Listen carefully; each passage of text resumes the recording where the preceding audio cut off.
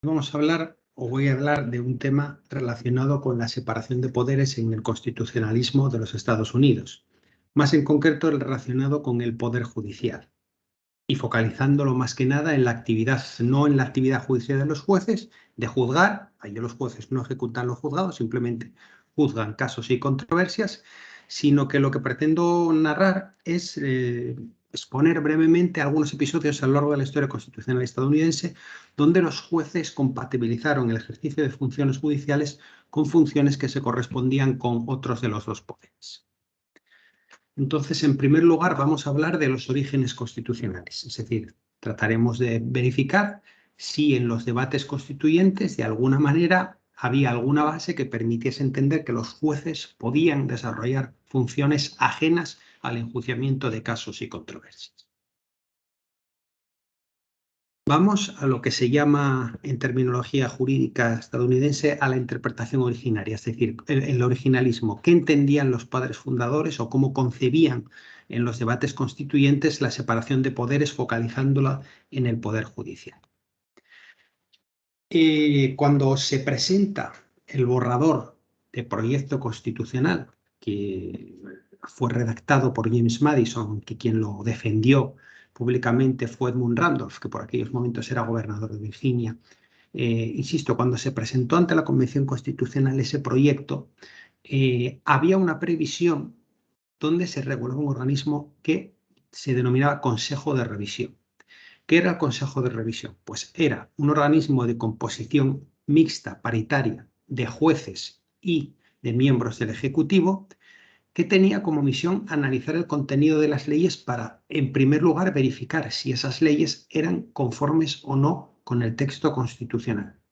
Y, en segundo lugar, incluso yendo más allá, para verificar si las leyes eran o no convenientes, es decir, si el contenido material de las leyes era lo que hoy en día en terminología administrativa se conoce como acierto y oportunidad.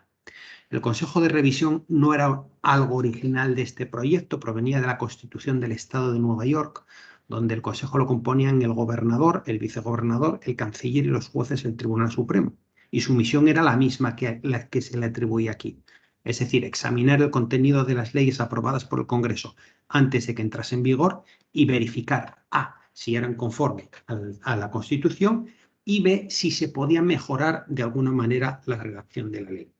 Esa previsión de la Constitución de Nueva York la recogió el proyecto constitucional elaborado por James Madison, con un añadido más.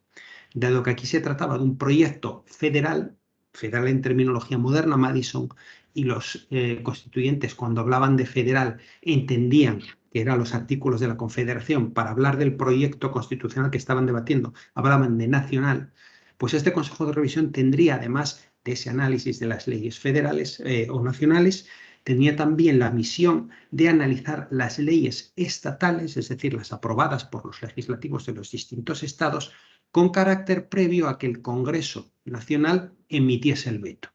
Ello se debe a que en el proyecto de Madison, el Congreso Nacional, además de aprobar las leyes nacionales, podía vetar las leyes aprobadas por los distintos estados e impedir que entraran en vigor. Pues en este sentido, el Consejo de Revisión analizaba también las leyes estatales antes de que el Congreso emitiese el veto nacional. Este Consejo de Revisión se produjo en los días 4 a 6 de junio de 1787 un debate acerca de su propia existencia. Aquí están las dos personas fundamentales, hubo varios pocos que lo defendieron y muchos que se opusieron a ese organismo. Quien más lo defendió, además lógicamente de James Madison, que era el creador del proyecto constitucional, estaban Oliver Ellsworth de Connecticut, que llegó a ser 10 años más tarde presidente del Tribunal Supremo, y sobre todo James Wilson. James Wilson consideraba que la presencia de los jueces era necesaria por dos motivos.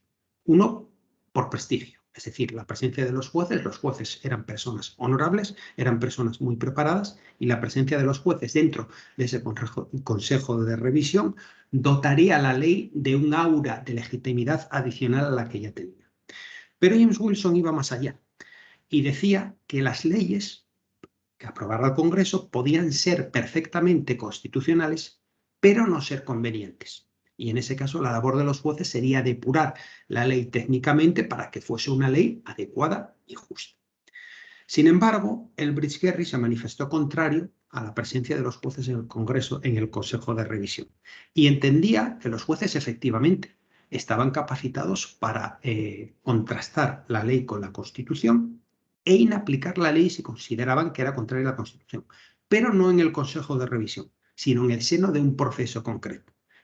¿Por qué era contrario la presencia de los jueces en el Consejo de Revisión? En primer lugar, porque era inmiscuirse en la actividad legislativa, cosa que los jueces no podían hacer.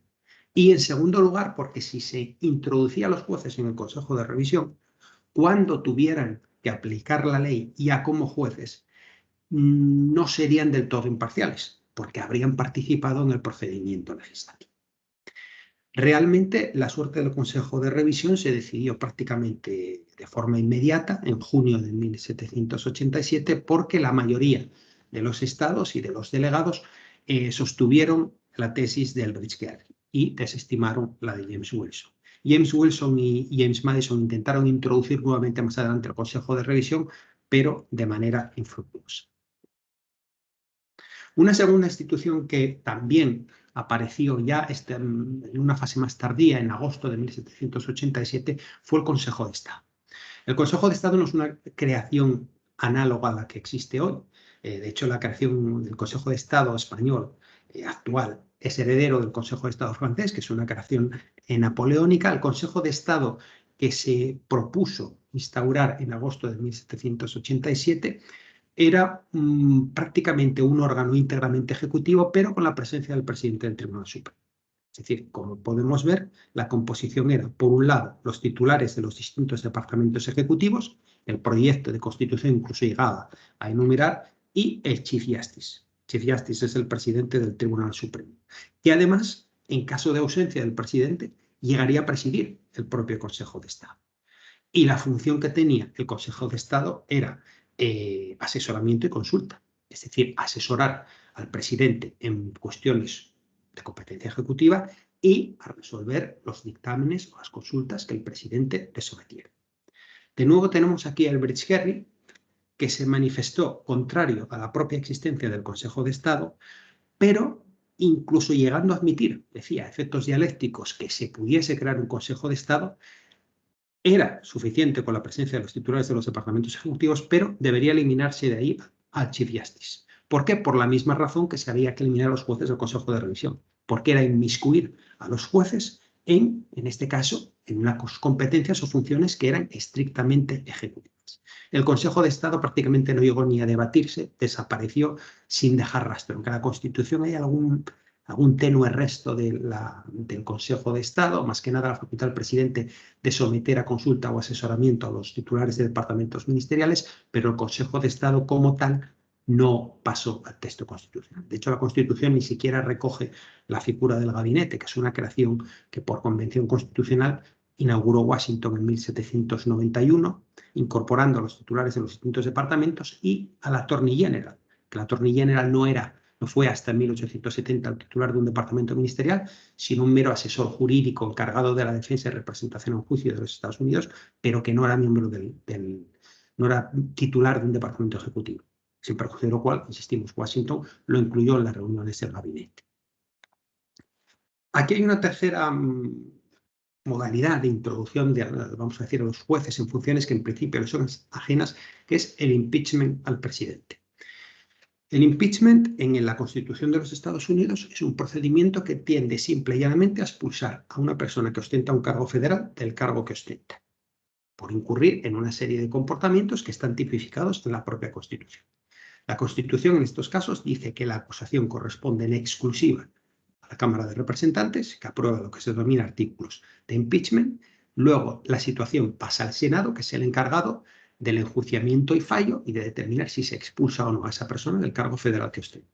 Cargo que puede ser de naturaleza ejecutiva o judicial. Fundamentalmente los impeachment que han prosperado han sido todos respecto a jueces federales. Pero a la hora de regular el impeachment, la situación evolucionó. En una primera fase, los impeachments se atribuían al Poder Judicial.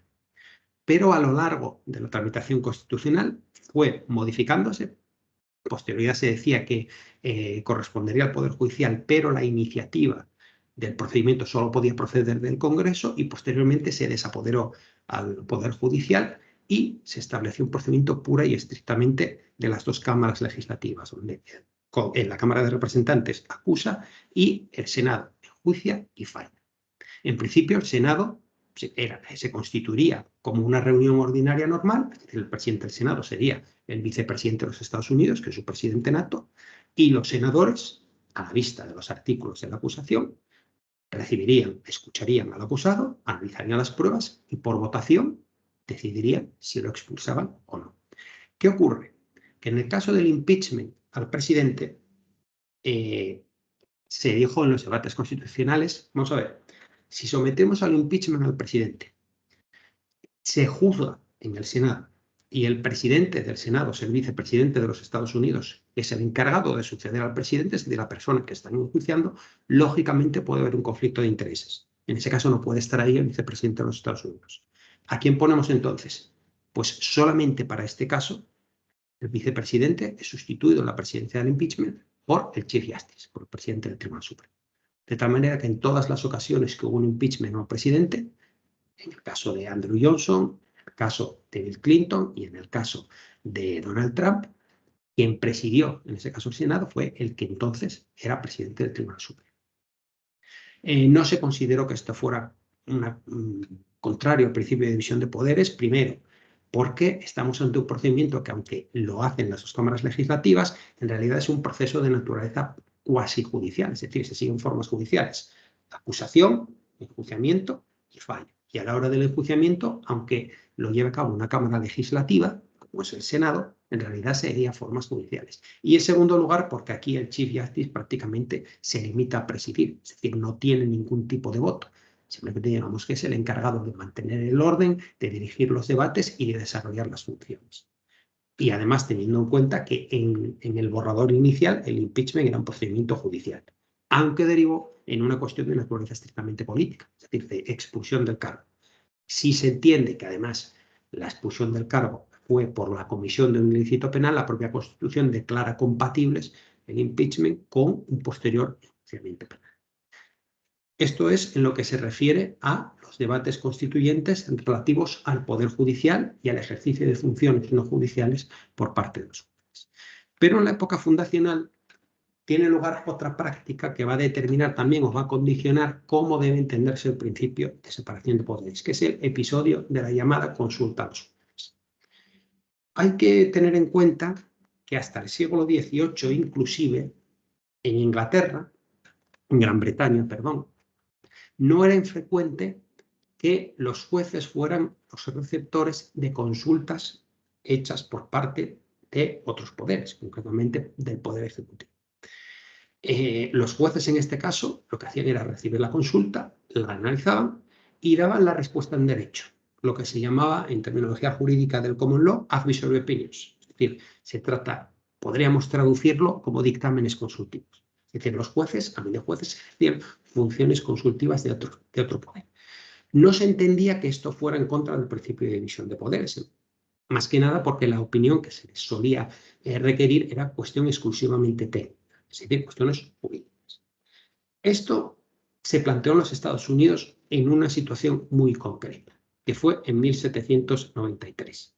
En 1793 en Europa hay una situación de guerra entre Francia republicana por un lado y las potencias de la primera coalición antifrancesa, lideradas fundamentalmente por Gran Bretaña.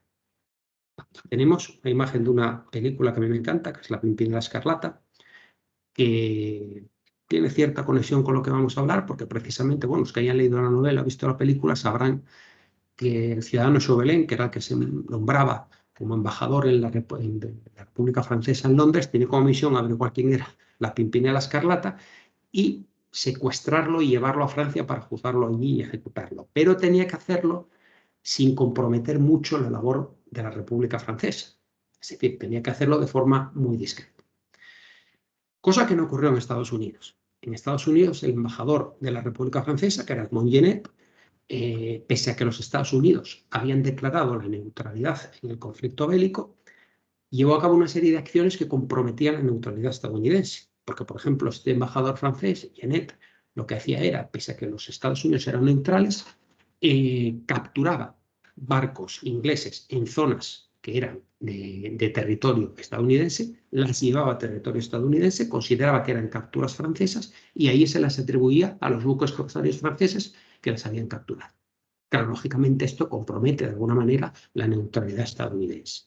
Neutralidad que era muy precaria y muy complicada por una sencilla razón.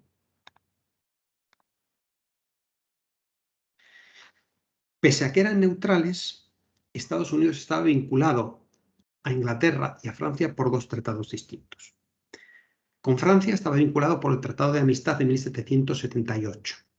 Era un tratado que se había suscrito entonces con el gobierno de Luis XVI y que se suscribió precisamente como uno de los movimientos que hizo Francia para ayudar a los Estados Unidos, que ya eran independientes pero que todavía estaban en guerra con Gran Bretaña, para ayudarlos económica y militarmente. Por otro lado, estaba el Tratado de Paz de 1783, el Tratado de Paz de París, por el que Gran Bretaña reconocía la independencia de los Estados Unidos. Es decir, estos dos tratados eran los que vinculaban a Estados Unidos, por un lado, con Francia y por otro, con Inglaterra. Se planteó en el seno del propio gabinete de Washington si el Tratado de Paz que tenían con Francia, el Tratado de Alianza Francesa de 1778, se encontraba vigente o no. Alexander Hamilton entendía que no, porque decía, no, este tratado nosotros lo hicimos con la monarquía francesa, pero la monarquía se ha abolido, ahora hay una república, por lo tanto este tratado no está vigente.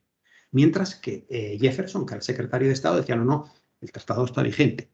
Lo hayamos celebrado en su día con una monarquía, Francia sigue existiendo, lo que ha cambiado es la forma de gobierno, pero el país sigue existiendo y nos vincula. Entonces, claro, con este conflicto jurídico, es decir, hay que preguntarse si estaba o no vigente el tratado con Francia, con las labores que hacía el embajador francés cuyas actuaciones comprometían la neutralidad estadounidense, se planteó la posibilidad por parte del Ejecutivo de hacer una consulta a los jueces. Y esto es lo que se hace. El presidente de Washington habla con Jefferson, secretario de Estado, y le plantea consulta a los jueces del Tribunal Supremo de los Estados Unidos. Primero, si el tratado con Francia está vigente. Segundo, cuáles son nuestras obligaciones como país neutral. Tercero, cómo debemos proceder en caso de que seamos un país neutral en situaciones como las que se dan debido a las actuaciones del embajador francés. Y realmente si esto puede implicarnos, puede conllevarnos a la guerra con Francia. Jefferson redacta un escrito diciendo, dirigido a los jueces, en los que les comunica, el presidente me plantea que les traslade estas cuestiones para que ustedes les den respuesta. Esto hoy, insistimos, puede parecer extraño y ajeno al principio de división de poderes, pero situado en la órbita del siglo XVIII no lo era. Ya dije anteriormente que en Gran Bretaña esto ocurría y era normal. ¿Qué ocurre aquí? Oficialmente, la petición se hizo por el cauce reglamentario. El presidente se la traslada al secretario de Estado, que se la traslada al presidente del Tribunal Supremo. Extraoficialmente, Washington ya había adelantado al presidente del Tribunal Supremo, John Jay, con el que tenía muy buena relación, y ahí de hecho era asesor extraoficial de Washington en algunas materias legales y diplomáticas, y ahí fue, por ejemplo, quien redactó el borrador de proclama de neutralidad en 1793, y ahí le preguntó cuál era el contenido de la consulta. Washington no se lo pudo decir porque todavía no estaba, pero le dijo, esa consulta os va a llegar en breve. Yale preparó un borrador de carta que suscribieron todos los jueces del Tribunal Supremo de forma unánime y contestan al presidente que muy respetuosamente declinan emitir ese dictamen. ¿Por qué declinan emitir ese dictamen? En base al principio de división de poderes articulado en la Constitución. Los jueces, en una carta muy breve, son 3 párrafos, les dicen: el principio de separación de poderes nos impide pronunciarnos sobre cuestiones que son ajenas a casos y controversias. Aparte, le dicen, la Constitución prevé que puede recabar la opinión de los titulares de los departamentos. La carta dejaba abierta, sin decirlo, la posibilidad de que el Tribunal Supremo pudiera pronunciarse al respecto cuando llegase un caso para resolver, como ocurrió de hecho en 1794. En 1794 llegó el caso Glass versus Becci, era relativa a una captura de un buque inglés por un corsario francés, y se planteó explícitamente algunas de las cuestiones que cuyo dictamen había requerido Washington.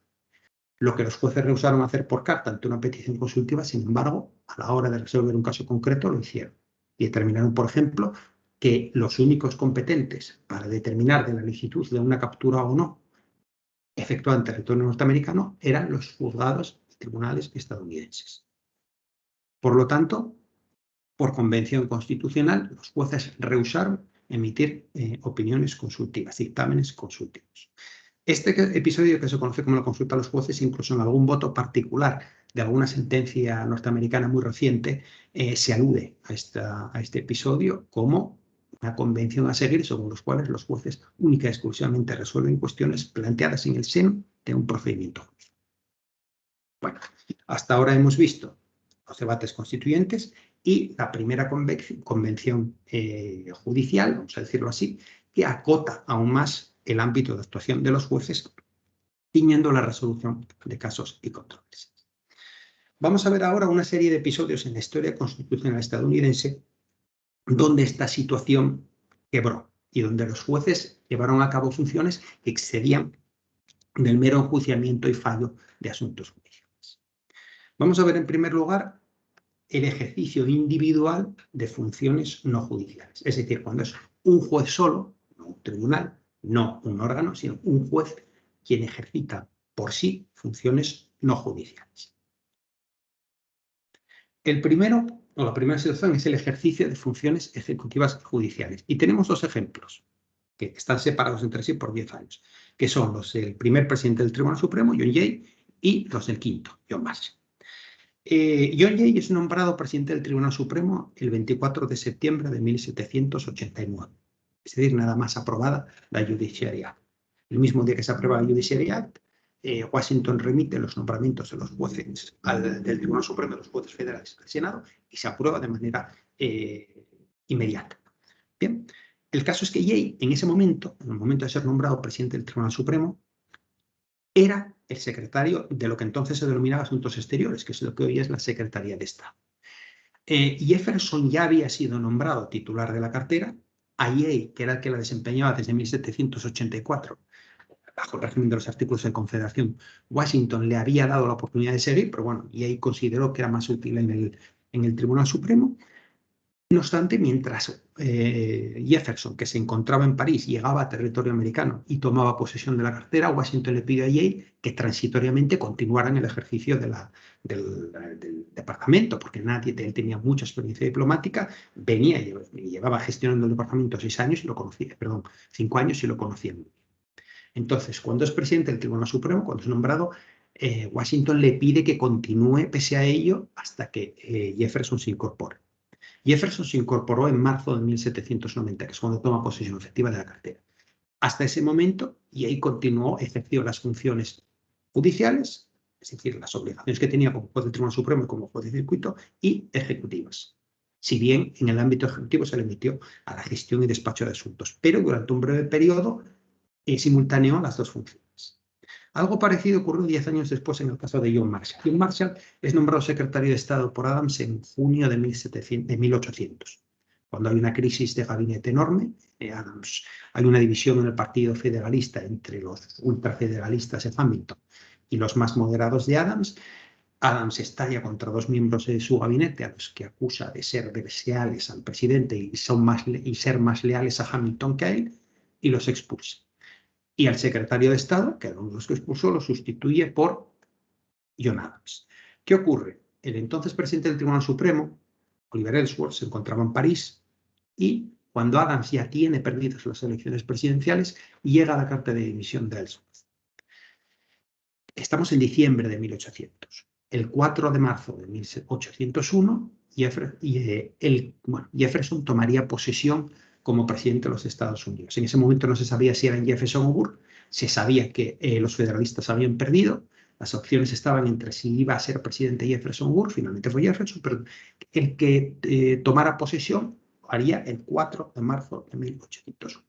En ese ínterin, es decir, lo que se denominaría en funciones, ahí se dice el MDAC, que es funciones, Adams hizo una serie de gestiones, entre ellas la de sustituir al dimisionario Ellsworth. ¿Qué hace? Inicialmente nombra a Jay, le pide que vuelva e incluso remite la candidatura al Senado para que lo apruebe y el Senado lo aprueba. Pero Jay renuncia. En realidad ya se encontraba mayor, tenía ganas de retirarse y aparte había unas obligaciones inherentes a la condición de juez del Supremo, él ya no quería tramitar y por lo tanto renuncia. Tras plantearse si elevar a la presidencia a uno de los jueces que ya estaban sirviendo en el tribunal, finalmente en enero de 1801 nombra a John Adams como presidente del Tribunal Supremo.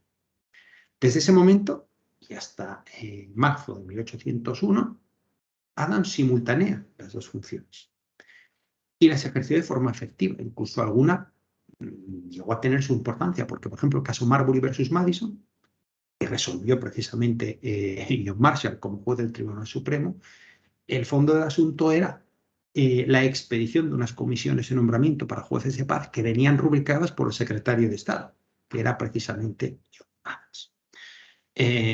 Cuando Jefferson toma posesión del cargo en 1801, 4 de marzo de 1801, pidió a John Marshall también que continuara en el ejercicio del cargo hasta que se incorporara al siguiente. Pero aquí Marshall rehusó, no se llevaba bien con Jefferson, que era su pariente, y dijo que no. Pero hasta ese momento simultanearon los dos departamentos, la presidencia del Tribunal Supremo y el Departamento de Estado. Esto es evidentemente una conculcación del principio de división de poderes, pero también hay que decir que es una cosa que no se volvió a repetir y que no fue algo que haya sido buscado, sino que fueron las circunstancias muy específicas y muy concretas del momento las que impusieron esta solución. Pero insisto, era una solución transitoria, no permanente, por unas circunstancias que estaban más que justificadas, que nadie en su momento cuestionó. La segunda circunstancia que se dio también en los primeros años de la República fueron los jueces como instructores de procedimientos administrativos, y esto sí que fue algo más complicado. En 1792 el Congreso aprobó lo que se denominaba la Invalid Pensions Act. Esta era una ley, utilizando terminología actual, era una ley de seguridad social. ¿Qué pretendía esta ley? Pues reconocer unas prestaciones económicas en beneficio de las personas que hubiesen sufrido una discapacidad física como consecuencia de su actividad como soldados o milicianos en la Guerra de Independencia, y reconocer a las viudas de veteranos de guerra una prestación de viudas. Es decir, lo que venía a reconocer básicamente son lo que hoy serían prestaciones de incapacidad y prestaciones de viudedad. En sí el fin era loable y nadie lo cuestionó. ¿Cuál era el problema? El procedimiento de reconocimiento. La ley lo que decía es, el interesado tiene que presentar la solicitud y los documentos en los que funda su solicitud ante el Tribunal de Circuito. El Tribunal de Circuito era un tribunal que estaba formado por dos jueces del Tribunal Supremo y un juez de distrito. Este tribunal recibiría la solicitud, analizaría los documentos y elaboraría una propuesta de resolución que elevaría al secretario de guerra. El secretario tenía dos opciones. Uno, hacer suya la propuesta, en cuyo caso suponía y implicaba el reconocimiento automático de la prestación solicitada, o dos, desvincularse de ella. En ese caso, tan solo tenía que dar cuenta al Congreso en el siguiente periodo de sesiones. Claro, ¿qué ocurrió? Que los jueces montaron en cólera, porque sostenían diciendo que esto conculca el principio de división de poderes. A nosotros, como órganos judiciales, se nos está pidiendo que instruyamos un procedimiento administrativo y encima nuestra decisión está sujeta a revisión de un órgano del Departamento Ejecutivo, el secretario de Guerra, que puede desvincularse de él. Bien, ¿qué ocurrió en la práctica? En la práctica hubo dos tendencias a la hora de enfrentarse a esta ley.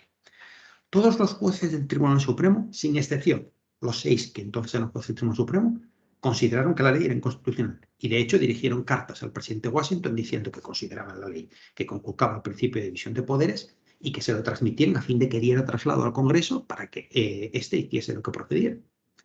No obstante, respecto a la aplicación práctica de la ley, hubo dos actuaciones. Una fue la de John Jay. John Jay decía que la ley, si la interpretábamos tal y como estaba redactada, era inconstitucional. Pero, decía, como la finalidad de la ley era muy loable, como realmente, si yo me niego a aplicar esta ley, perjudico realmente a la persona o a las personas en cuyo beneficio está pensada, que son los inválidos y las viudas, voy a interpretar como que realmente la ley no está diciendo que el competente para instruirse al Tribunal de Circuito, sino que son unos comisarios a los que identifica por el cargo que ostentan, es decir, jueces de circuito, dejando bien claro dos cosas, sobre todo. Una, que la tramitación es voluntaria, es decir, el juez si no quiere no lo puede hacer, y dos, que en todo caso las tramitaciones se hacen fuera del periodo ordinario de sesiones del tribunal. Es decir, si el tribunal tiene un horario de funcionamiento como tribunal de justicia, la recepción de solicitudes y los análisis se hacen fuera de ese periodo de sesiones para, de alguna manera, separar el ámbito judicial del administrativo. Por otro lado está James Wilson. James Wilson fue más radical. Dijo, no, esta ley es inconstitucional, esta previsión es inconstitucional, y prestación que a mí me llega o solicitud que a mí me llega, no la tramito, porque es inconstitucional. ¿Qué ocurre? Que a James Wilson le llega una solicitud de William Haywood, y Wilson dice que no la tramita, porque es inconstitucional. Haywood presentó un mandamus ante el Tribunal Supremo para que obligasen al tribunal a tramitar la solicitud. El Tribunal Supremo dilató la resolución del asunto. En primer lugar, planteó una cuestión procesal, que no viene al caso en este momento, es interesante, pero no viene al caso. Pero el caso es que tramitó, sabiendo que el Congreso estaba tramitando una reforma de la ley, dilató lo que es la resolución del caso de tal manera que a últimos de febrero de 1793 el Congreso reforma la ley y por lo tanto el Tribunal Supremo no tuvo que resolver el caso Haywood, porque perdió su objeto al haber quitado esta previsión conflictiva. No obstante, quedó un residuo ahí porque hubo jueces que actuaron como comisionados. Y en 1794 se resolvió un asunto del que no queda constancia no está registrado en los reports, pero sí que hay constancia indirecta en otro asunto, que es United States versus Yale, que es un asunto donde el fondo de la cuestión jurídica a resolver era si la actuación de los jueces como comisionados al amparo del Invalid Pensions Act era o no constitucional. Y aunque hay división doctrinal acerca de cuál era el verdadero sentido del fallo, parece ser que esta sentencia consideró que la actuación de los jueces como comisionados era inconstitucional porque vulneraba el principio de división. Tenemos aquí otro caso, el juez como fiscal. El único caso que existe es el caso de Robert Jackson. Robert Jackson fue attorney general de Roosevelt. Roosevelt lo elevó al Tribunal Supremo. De hecho, Roosevelt quería que el presidente del Tribunal Supremo fuese Robert Jackson. Y cuando en 1941 dimitió, renunció a su puesto el entonces Chief Justice Charles Evans Hughes, Roosevelt quería nombrar a Jackson. Pero Hughes le dijo, más o menos no con estas palabras, pero esta es la idea, se avecinan tiempos difíciles, es más que probable que los Estados Unidos entren en guerra y, hombre, sería un acto de estadista nombrar como presidente del Tribunal Supremo a una persona que tú no hubieras nombrado. En esos momentos, en 1741, Roosevelt había nombrado a 7 de los 9 jueces del Tribunal Supremo. Tan solo 2, eran Owen Roberts y Charles Stone, no eran nombrados por Roosevelt. Entonces, Charles Evans Hughes le convenció para que en un acto de, digámoslo así, de estadista y de apartidismo, pues elevase a la presidencia del Tribunal Supremo a Stone, a Harlan Fiske Stone, cosa que Roosevelt hizo y que se reveló una decisión muy acertada porque Charles Evans Hughes fue un muy buen presidente del Tribunal Supremo, pero Harlan Fiske Stone no lo fue. Cuando en 1945 las potencias del eje son derrotadas, sabemos que en el momento en el que Alemania se rinde, Roosevelt había fallecido, falleció en abril de 1945, le sucedió Truman. Truman no siguió exactamente los planes de Roosevelt, pero sí que estaba previsto que se crease un tribunal internacional compuesto por juristas de las diversas potencias aliadas que juzgase a los altos miembros de la jerarquía del Tercer Reich. Uno de los más ardientes defensores, porque hubo posturas a favor y en contra de crear este tribunal, uno de los más ardientes defensores de la creación de ese tribunal fue precisamente Robert Jackson. Y Truman, siguiendo esto, pues nombró a Robert Jackson como prosecutor, es decir, como la persona encargada de ejercitar la acusación en representación de los Estados Unidos contra los jerarcas del Tercer Reich. Aquí en esta ventana está es un vídeo de YouTube, que es digamos, las conclusiones, el inicio de las conclusiones finales, una vez desarrollado todos los juicios de Nuremberg, que hizo Jackson.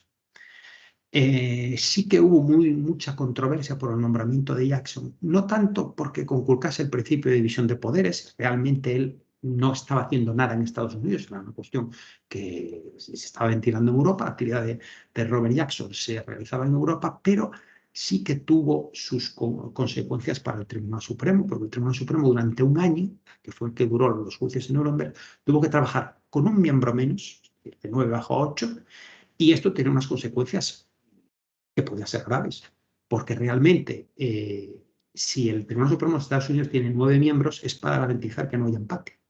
El presidente no tiene voto de calidad, es decir, cada juez tiene un voto. Pero ¿qué ocurre si un juez se abstiene o si hay una vacante y hay 8 miembros o hay un número par de miembros? Que en el caso de que haya empate a votos, por convención se entiende automáticamente aprobada la resolución recurrida. Es decir, que si se recurre una decisión que un tribunal de apelaciones ante el Tribunal Supremo y el Tribunal Supremo ve reducida a sus miembros a un número par y hay empate a votos, no hay decisión de fondo, pero se entiende automáticamente confirmada la resolución de instante. En este caso, insisto, no se planteó que fuera incompatible con el principio de división de poderes, porque en realidad Jackson no estaba ejerciendo ningún cargo federal ni ningún cargo en los Estados Unidos. Estaba ejerciendo la representación de los Estados Unidos, además, en un juicio, en un acto de naturaleza judicial. No obstante, sí que es de alguna manera algo irregular y que puede estar justificado por las circunstancias peculiares históricas del momento. Es muy difícil que hoy en día esto se pudiera repetir. Por último, hablamos de la integración de los jueces en órganos colegiados de composición. Aquí el juez ya no ejerce por sí mismo una función ajena a la naturaleza judicial, sino que se integra en un órgano colegiado, es decir, es uno más de un órgano. En la primera década tenemos un organismo que es la Sinking Fund Commission. Este es un órgano colegiado que tenía un objetivo muy claro, la reducción y gestión de la deuda pública. ¿Cuál era la composición de este órgano colegiado? Vemos que era de composición paritaria, ejecutiva y judicial. Sus miembros eran el vicepresidente, el secretario de Estado y el secretario del Tesoro por parte ejecutiva y el Chief Justice y el Attorney General por la parte judicial. Insisto, el Attorney General hoy en día es un departamento ejecutivo, tiene la naturaleza de titular de un departamento ejecutivo, pero esto es así a partir de 1870. En este momento no. El Attorney General era un simple jurista encargado de la representación y defensa en juicio de los Estados Unidos. Por lo tanto, aquí había una composición mixta ejecutiva-judicial. No se planteó ningún problema relativo a la división de poderes, o al menos no hay constancia de que se haya planteado, quizá primero por la composición del órgano, segundo porque sus decisiones estaban sujetas a la aprobación del presidente y tercero porque estamos en una fase muy inicial de los Estados Unidos. Es decir, estamos en una fase que tanto Yale como Madison calificaban de experimento. Digamos, estaba echando a andar y todavía había que analizar si determinadas instituciones eran correctas, funcionaban o no. El caso es que durante esta primera década tenemos este organismo. Había otro segundo, que es el organismo encargado de supervisar la acuñación de moneda, donde también estaba integrado el Chief Justice, pero insistimos, este segundo organismo era un organismo más simbólico que real. Sí que tiene su importancia la segunda de las consideraciones, que es la Electoral Commission de 1877. Este es un episodio que, pese a que fue muy importante, estuvo en gran parte olvidado hasta el año 2000. En el año 1876 tiene lugar el centenario de los Estados Unidos. Aparte se incorpora Colorado como Estado de la Unión, que se conoce como Estado del Centenario. Ahí se producen varios acontecimientos que seguramente todo el mundo conoce, que son relacionados con la leyenda del oeste americano. Concretamente, en julio tiene lugar el desastre de Little Horn, que aquí está en la primera ventana, tenemos una escena de murieron con las botas puestas, que es el desastre del 7º de Caballería, la masacre del 7º de Caballería de General Custer. Tiene lugar la desarticulación de la banda de los James, la banda de Jesse James y su hermano Frank, que fue desarticulada ese año, cuando intentaron atracar un banco, y en agosto de ese año fue asesinado una leyenda también del Antiguo Oeste, que era Wilbur Hickman, Se lo asesinaron por la espalda en Deathmatch. Estas tres son tres secuencias. Pero en el año 1876 tuvieron lugar unas elecciones presidenciales. Vamos a pasar. Las elecciones presidenciales que enfrentaron a Rutherford B. Hayes con Samuel Jones Tilden. Situémonos en el contexto. La guerra civil termina en 1865. A la semana de terminar la guerra, Lincoln les asesina y le sucede a Andrew Johnson. Andrew Johnson, aunque era vicepresidente de Lincoln, no era republicano, era demócrata, porque había concurrido con Lincoln en lo que se llamaba Ticket de Unidad Nacional, que lo que pretendían era dar una imagen de unidad frente al conflicto bélico. Por lo tanto, cuando a Lincoln lo asesinan, entra a ser presidente Andrew Johnson. ¿Qué ocurre? Hay un enfrentamiento entre Andrew Johnson, que es demócrata, bastante racista, muy, digamos, muy cercano a los postulados del Antiguo Sur, y el Congreso y el Senado, que están en manos republicanas. De hecho, los republicanos lo intentaron someter al impeachment, que no prosperó por solo un voto. En 1868 es elegido presidente Ulysses S. Grant, es decir, el que fue general en jefe de los Estados Unidos, que llevó a las armas de la Unión a la victoria, que permanece durante 2 mandatos. Su segundo mandato fue muy controvertido, estuvo muy marcado por escándalos de corrupción, varios personajes muy cercanos a él quedaron manchados, incluso cuando él intentó de alguna manera lavar su imagen y dar poderes a una persona para que investigase, resulta que descubre que un secretario del propio presidente estaba manchado por la corrupción. Y por primera vez en 8 años se pensó que los demócratas podían alcanzar la Casa Blanca. Grant insinuó la posibilidad de presentarse a un tercer mandato, pero cuando los medios empezaron a hablar o a insinuar que eso era una dictadura, Grant dijo entonces que no me voy a presentar. Hombre, si se dieran unas circunstancias muy extraordinarias, pero en este momento no se dan. Entonces los republicanos presentan a Rutherford B. Hayes, que había sido miembro de la Cámara de Representantes, y los demócratas presentan a Samuel Tilden, que había sido gobernador de Nueva York. ¿Qué ocurre? Que la jornada electoral, según se va desarrollando, se ve que los demócratas arrasan. Estas elecciones estuvieron muy marcadas por el fraude, antes y después. La única diferencia es quién lo hizo. Antes, el fraude antes de las elecciones lo hicieron los demócratas y el fraude después de las elecciones lo hicieron los republicanos. ¿Por qué digo que hubo fraude por las dos partes? Los demócratas cometieron un fraude intimidando a la población en el sur. Es decir, en los estados del sur había mucha población, que era antigua población esclava, que habían quedado liberados tras la victoria de los federales en 1865 y, lógicamente, entre los derechos nuevos que tenían era el derecho al voto. El Partido Demócrata entonces era un partido muy defensor de la Home Rule, muy opuesto al movimiento liberacionista y que, bueno, tragó con la liberación de la esclavitud, pero que tuviesen voto, una cosa era que no fueran esclavos y otra que tuviesen voto. Entonces, hizo una labor fundamentalmente de intimidación para intentar que determinados sectores de población que eran potenciales votantes republicanos no votaran. ¿Qué ocurre? Que eso vamos a decir que funciona. Hay determinados que empiezan a hacer los recuentos y en determinado momento la situación era tan evidente que el que preparó la campaña republicana, que condujo la campaña republicana, se marchó a dormir pensando que habían perdido las elecciones. Pero uno de los personajes republicanos se dio cuenta, dice, nos quedan por contar 3 estados, que eran Carolina del Sur, Florida y Luisiana. Si estos 3 estados los ganamos los republicanos, tenemos la Casa Blanca por un voto. Por uno, es muy escaso, pero ganamos. Entonces empiezan a comunicarse con los comités de estos 3 estados. ¿Y qué sucede? En Florida la situación era, con fraude y todo, está bastante igual. Es decir, la diferencia de votos entre el candidato demócrata y el republicano era muy, muy, muy reducida. No se puede saber formalmente quién ganó, es Samuel Jones Tilden, pero por una cantidad de votos que hoy en día sería lo que allí se denomina too close to call. Es decir, que el resultado es tan ajustado que es imposible decidir quién tiene la victoria. ¿Qué ocurre entonces?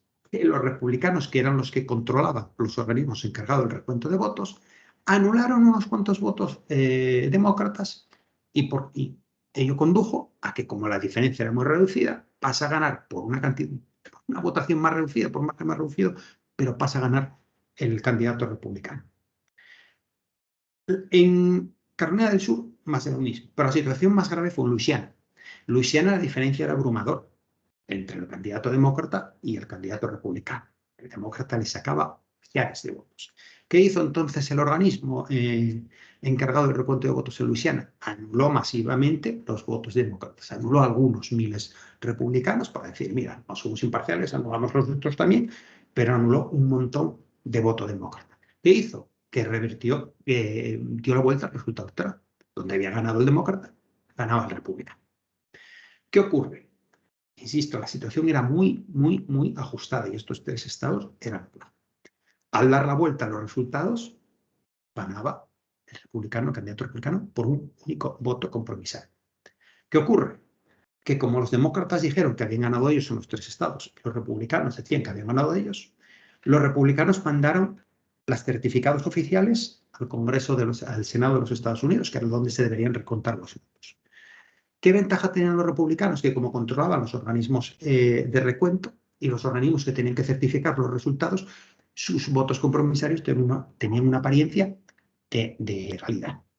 ¿Qué hacen los demócratas? Los demócratas, como consideran que les han robado las elecciones, elaboran su propia lista de compromisarios, las certifican otras autoridades y las remiten al Senado de los Estados Unidos. Luego se plantea también una cuestión en Oregón. En Oregón nadie discutió que ganó el candidato republicano, y los demócratas lo cuestionaron. Pero entonces alguien se dio cuenta de que uno de los compromisarios republicanos, estaba inhabilitado para ser compromisario, porque estaba ejerciendo una actividad que era incompatible con el ser compromisario. Entonces, ¿qué hacen? Hombre, como la diferencia de la Casa Blanca se iba a denunciar por un voto, dicen, bueno, pues no vamos a anular toda la lista de compromisarios, lo que vamos a hacer es quitamos a este republicano que está inhabilitado y ponemos a un demócrata. Claro, los republicanos dijeron, no, cogieron y la certificación oficial es, cogieron al siguiente de la lista de compromisarios, lo incluyen y mandan la certificación de los 4 compromisarios republicanos a Washington. Los demócratas, ¿qué dicen? No, eso no es así. Como había que elegir 4 y uno está habilitado, automáticamente queda nombrado el primer demócrata. Por lo tanto, ellos van a un notario, cogen, hacen una lista de 3 republicanos y un demócrata y la mandan al Senado. ¿Qué ocurre? Problema.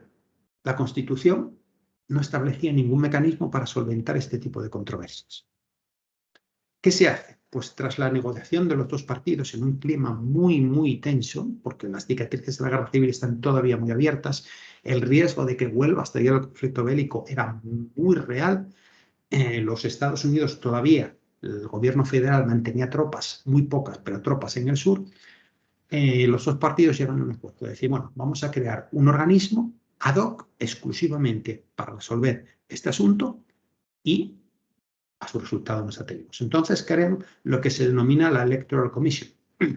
La Electoral Commission era un organismo de 15 miembros donde estaban representados los otros dos poderes. Estaban 5 miembros de la Cámara de Representantes, 5 senadores y 5 jueces del Tribunal Supremo. Ahora bien, aparentemente se dice, bueno, hay un equilibrio. Están representados las dos cámaras del Congreso y hay una representación igual del Tribunal Supremo. Pero fijémonos que son 5 miembros de cada una de las cámaras. Es decir, es una representación nimia de las cámaras. Pero al hablar de 5 jueces del Tribunal Supremo, que ya tenía entonces 9 miembros, estamos hablando que más de la mitad del Tribunal Supremo formaba parte de la comisión. ¿Qué ocurrió? Pues que la comisión electoral falló a favor del candidato republicano por un único voto, el de uno de los jueces, concretamente Joseph Bradley. De los 5 jueces, inicialmente 2 estaban, digamos, sensibles a las tesis republicanas, 2 sensibles a las tesis demócratas, y había un tercero, una tercera posición, que era de un solo juez, que era David Davis, que en principio todo el mundo reconocía que David Davis era un juez independiente. ¿Qué ocurre? Que este juez dijo, apartar de mí ese cáliz, aprovechó que lo habían elegido senador en Illinois, que era el estado donde residía, y renunció a la condición de juez del Tribunal Supremo para ser senador. Y como dijo que ya no era juez del Tribunal Supremo, no podía formar parte de la comisión. El nuevo juez del Tribunal Supremo que se nombró, que fue Joseph Bradley, pasó a ocupar esa posición. Se esperaba que él fuese independiente, que en realidad lo fue, pero como falló a favor del Partido Republicano, tuvo que sufrir una campaña inmensa de acoso y derribo. En la prensa se le acusó de cambiar el sentido del voto y realmente de manera injusta se manchó su reputación. Alguien tan poco sospechoso como Bernard Schwartz dice que esta campaña que sufrió Joseph Bradley minó definitivamente la reputación de una persona que desde el punto de vista de la capacidad intelectual fue de los mejores jueces que sirvieron en el Tribunal Supremo. Dicho sea de paso, las tesis de Bradley, las que sostuvo Joseph Bradley para resolver esta controversia, fueron las que se recogieron y llevaron al derecho positivo en la ley electoral de 1886, que se hicieron 9 años después. Una tercera opción o una tercera vía de jueces ejerciendo como funciones no judiciales son los presidentes de comisiones de investigación. Es muy conocida, aquí lo tenemos en la imagen, la Comisión Warren. En el 22 de noviembre de 1963, John Kennedy es asesinado en Dallas y a los pocos días el presidente Johnson nombra una comisión donde hay miembros del Congreso, hay miembros del Senado, hay un antiguo jefe de los servicios de inteligencia y al frente de esa comisión se pone al que era el presidente de los Estados Unidos, Al Warren. ¿Por qué se puso Al Warren? Bueno, pues por dos motivos. Uno, en primer lugar, para dotarle de un aire de legitimidad, es decir, se pone al frente a una persona que era, aunque desde el punto de vista jurídico era muy cuestionado por el activismo judicial que estaba llevando a cabo el tribunal que presidía, pero una persona que tenía prestigio y que además no procedía de las filas del Partido Demócrata. John Kennedy era demócrata, Lyndon Johnson era un demócrata histórico, pero Al Warren había sido fiscal general de California, había sido gobernador de California, vamos, concurriendo a la gobernación por el Partido Republicano, y había sido un serio aspirante a la vicepresidencia en 1952. De hecho, su ambición política era haber sido vicepresidente con Eisenhower y ulteriormente suceder. Y de hecho, él llegó al Tribunal Supremo porque en última instancia Nixon vamos a decirlo así, le robó la candidatura a la vicepresidencia, algo que Warren nunca le perdonó. El caso es que, bueno, por estas razones, a Warren se le puso al frente de la comisión encargada de investigar el asesinato del presidente Kennedy. La comisión Warren es bien sabido que, vamos a decir, que llegó a unas conclusiones bastante controvertidas, pero el caso es que estuvo al frente de la comisión. No fue la primera vez. La primera ocasión en la que a un juez se le nombró presidente de una comisión de investigación fue en el año 1941, después del ataque a Pearl Harbor. Cuando los japoneses atacan Pearl Harbor, entró en si los Estados Unidos lo sabían o no, si se dejó hacer para entrar a la guerra o no. El caso es que se produce el bombardeo de Pearl Harbor y desde el Poder Ejecutivo se dice que se va a nombrar una comisión para depurar responsabilidades si hubo negligencia en la vigilancia de la base naval. En principio, esa comisión estaba integrada por 2 miembros de las fuerzas navales y 2 miembros de las fuerzas armadas, es decir, 2 almirantes y 2 generales. Y al frente de esa institución, al frente de esa comisión, se puso al juez Owen Roberts. ¿Por qué se puso al juez Owen Roberts? Lo mismo que 20 años después se puso Al Warren para presidir esa comisión. En primer lugar, por el prestigio que daría el que un juez del Tribunal Supremo presidiese esa comisión, es decir, daría una idea o transmitiría una imagen de imparcialidad y de honestidad. Y en segundo lugar, por lo que dije unos minutos más atrás, que el juez Owen Roberts era el único de los jueces que no debía su posición a Franklin Roosevelt. Con ello se pretendía trasladar también al público en unas circunstancias muy difíciles. Efectivamente, los resultados y las conclusiones de la comisión serían justas y que no serían parciales y que no estarían viciadas. Esta situación de los jueces como presidentes de comisiones de investigación, como se puede ver, solo se dan circunstancias muy extremas. Tanto el asesinato de Kennedy como Pearl Harbor fueron 2 episodios muy concretos y muy traumáticos en la historia constitucional y en la historia general estadounidense. Por último, una breve referencia a la situación actual. Hay funciones hoy en día, ejercen los jueces, pueden ejercer funciones judiciales. Tenemos un residuo de la presencia de un juez del Tribunal Supremo en un organismo que no es judicial, y es concretamente la Junta Gestora del Instituto Smithsoniano. El Instituto Smithsoniano deriva, es una, vamos a decir, Jurídicamente es lo que sería una fundación, porque procede de una donación que hizo un inglés al gobierno de los Estados Unidos de todos sus bienes, con la única finalidad de que estuviesen destinados al fomento de la cultura. Y hoy en día el Instituto Smithsoniano es una fundación que gestiona una red de entidades y de museos tendentes a fomentar la cultura. El Instituto Smithsoniano lo rige una junta compuesta por el vicepresidente de los Estados Unidos, el Chief Justice, 3 miembros de la Cámara de Representantes, 3 senadores y otros 9 miembros que no sean miembros de la Cámara de Representantes ni del Senado. Es decir, vemos que están representados los 3 poderes: el ejecutivo por el vicepresidente, el judicial por el presidente del Tribunal Supremo y el legislativo por 3 miembros de cada una de las cámaras. Y luego está representado el pueblo por otros 9 representantes. ¿Conculca esto el principio de división de poderes? Nadie se lo ha planteado. ¿Por qué? En primer lugar, porque están representados, es un organismo en el que están representados los 3 poderes. Y en segundo lugar, porque la finalidad del Instituto Smithsoniano no es partidista, es cultural. Su objetivo, que fue delimitado por su fundador, fue el fomento de la cultura entre el género humano. Por tanto, se considera que no es algo político y que, como están representados los 3 poderes, no conculca de ninguna manera el principio de división de poderes. Sí que tenemos que hacer una última referencia al Código Ético de los Estados Unidos. Los jueces del Tribunal Supremo de Estados Unidos tienen un régimen muy peculiar. Por ejemplo, a diferencia de lo que ocurre en nuestro país, no están tasadas las causas de abstención y recusación. Es decir, que es el propio juez en última instancia quien decide si se aparta o no de un asunto o si considera si le afecta o no. Ello da lugar a situaciones, vamos a decir, extrañas en ocasiones.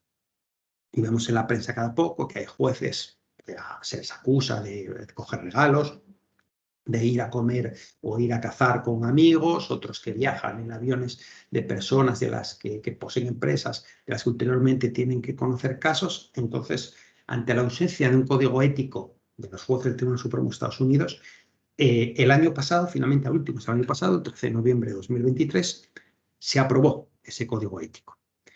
¿Qué dice el código ético? En primer lugar, un juez no puede ejercer funciones legislativas y ejecutivas, eso es claro. Es decir, si un juez se integra en un organismo o concurre a un puesto electivo de naturaleza legislativa ejecutiva, tiene que dimitir, tiene que renunciar al cargo. Renunciar al cargo, para que así lo entendamos en terminología nuestra, no es pasar a situación de excedencia y volver cuando el cargo termine, es la pérdida de la condición de juez. Por lo tanto, si el juez se presenta a las elecciones primarias para la candidatura a la presidencia de cualquiera de los partidos, inmediatamente pierde su condición de juez. Tiene que renunciar. ¿Puede volver? Pueden darse unas circunstancias, pero es muy raro que se dé. De hecho, en la historia constitucional estadounidense solo hay 2 supuestos de personas que hayan ocupado un cargo que después... Uno es Charles Evans Hughes. Charles Evans Hughes fue juez del Tribunal Supremo a principios de siglo, renunció en 1916 para presentarse a las primarias contra Woodrow Wilson, perdió, regresó a la práctica privada de la abogacía y después, por una carambola del destino, volvió como presidente del Tribunal Supremo. Y luego está el caso de una única persona que ostentó los 2 cargos de forma consecutiva. William Howard Taft, primero fue presidente de los Estados Unidos y después fue presidente del Tribunal Supremo de los Estados Unidos. Pero esas 2 circunstancias son muy raros que se den. De hecho, son episodios aislados. Lo normal es que cuando uno se presenta a un cargo, renuncie. Incluso, por ejemplo, cuando en 1965 Lyndon Johnson quiso crear una vacante para situar allí a un juez amigo suyo, convenció a uno de los jueces de los que estaban allí, concretamente a Arthur Goldberg, que lo había nombrado Kennedy, para decirle: yo te voy a nombrar embajador de las Naciones Unidas y tú renuncias a tu cargo. Efectivamente, Arthur Goldberg fue nombrado embajador de las Naciones Unidas y Johnson pudo colocar a Fortas en el Tribunal Supremo. Es decir, que el nombramiento de un juez para un cargo ejecutivo o legislativo implica automáticamente la renuncia a la condición de juez. Pero ¿qué ocurre cuando se le nombra para un comité? Es decir, no es que el juez vaya a desempeñar un cargo, sino que se desempeña o que va a integrar un órgano colegiado. En este caso, la regla general es la incompatibilidad. Es decir, un juez no puede formar parte de un organismo que ejerza funciones ejecutivas o legislativas. Hay una excepción, que es la que figura aquí, que es que cuando se integra en un organismo cuya finalidad está vinculada con la administración de justicia o que afecte al sistema legal. Y hay una segunda cláusula residual, que es que el nombramiento esté autorizado por ley, pero esto prácticamente no ocurre, pero sí que puede dar lugar o sí que pueden tener en determinadas circunstancias organismos que, pues, por ejemplo, tengan por objeto mejorar la gestión de la administración de justicia. En este caso sí podría integrarse en esos órganos colegiados. Y por último, están una serie de actividades que aparentemente no son funciones judiciales, son ajenas a la función judicial, pero que sí pueden ejercerse y que a la mentalidad continental pueden en algunas ocasiones chocar. No así las dos primeras, la docencia y las publicaciones. La docencia, jueces pueden efectivamente ejercer la docencia, hay una compatibilidad absoluta. La docencia incluye no solo las clases en la facultad, sino impartir seminarios, impartir conferencias y todo lo relacionado con la transmisión del conocimiento, ya sea por vía oral, ya decimos en las clases o en seminarios, o por publicaciones. Un juez puede publicar artículos, evidentemente, que estén relacionados con el sistema legal. Se plantea la posibilidad de si el juez publica un artículo de naturaleza cuasi política o semipolítica. En este caso, incompatible con el ejercicio de la función judicial no es. Puede ocasionar o puede traer problemas de imparcialidad en casos particulares relacionados con la materia en la que escribe. Pero en principio, que un juez publique en un medio jurídico, por ejemplo, que un juez del Tribunal Supremo publique un artículo en la revista de Derecho de Yale o la revista de Derecho de Harvard, no es incompatible con la función judicial. Pero sí que hay otras dos cuestiones que, por ejemplo, en España sí que chocarían un poco, que es la presencia de los jueces en organizaciones no gubernamentales y entidades sin ánimo de lucro cuyo objeto esté vinculado a la justicia. En principio, aquí el juez puede integrarse no solo como miembro, sino que puede ser director, vocal, administrador, asesor y recaudador de fondos. Es decir, que no se trata de una presencia testimonial, sino de una presencia activa, tanto de gestión como de recaudación financiera. Pero insisto, aquí lo que es determinante es la naturaleza de la entidad.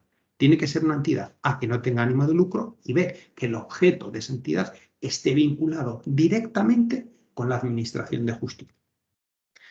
Y por último está la abogacía. En España, un juez no puede ejercer como abogado. Sí que hay una excepción en la ley de la justicia contencioso administrativa por vía amplia, creo que recordar que es el artículo 23, el que dice que los empleados públicos pueden asumir su propia defensa cuando actúen en defensa de sus derechos estatutarios. Es decir, derechos que estén relacionados con su relación de empleo público. En este caso sí pueden asumir su propia defensa y representación. Que sea aconsejable o no, eso ya no entra, pero legalmente lo pueden hacer. Pues esto ocurre igualmente en Estados Unidos. Los jueces no pueden ejercer la abogacía, pero sí pueden asumir su propia defensa en asuntos que les afecten directamente cuando ellos son parte. Y existe otra segunda posibilidad, es que sí se les permite el asesoramiento legal, entendiendo por ofrecer consejo jurídico, tanto verbal como redactar documentos de naturaleza jurídica, siempre y cuando A, no perciba remuneración por ellos, y B, sea para miembros de su familia directa. Es decir, supongamos, por ejemplo, que la mujer de un juez quiere comprar una casa y hacer un contrato de préstamo hipotecario. En este caso sí se permitiría al juez redactar jurídicamente el contrato, pero no más allá de siempre cuando no cobre conmigo. Son los únicos casos en los que se permite al juez ejercer funciones que no tienen naturaleza judicial. Bueno, pues con esto doy por terminada la exposición y transmito mi agradecimiento por la atención prestada. Muchas gracias.